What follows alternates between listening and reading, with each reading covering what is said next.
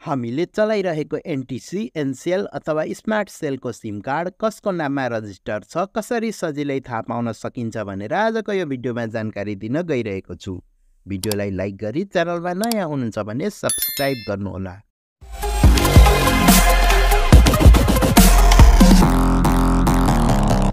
यदि तपाईको एनटिसीको SIM card हो भने त्यो सिम कसको नाममा छ भनेर जान्नका लागि डायल गर्नुहोस् *922# र कल गरिसकेपछि तपाईको मोबाइल नम्बर र उक्त मोबाइल नम्बर कसको नाममा रजिस्टर छ भनेर स्क्रिनमा देखाउँछ।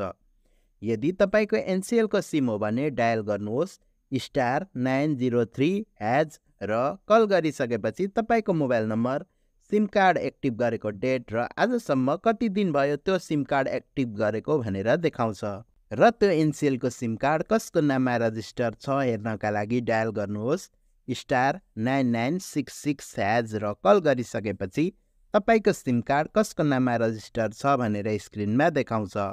यदि तपाईसँग स्मार्ट सेलको सिम कार्ड छ भने उक्त सिम कार्ड कसको नाममा रजिस्टर छ भनेर थाहा पाउनका लागि 4242 डायल गरी कल गर्नुपर्ने हुन्छ।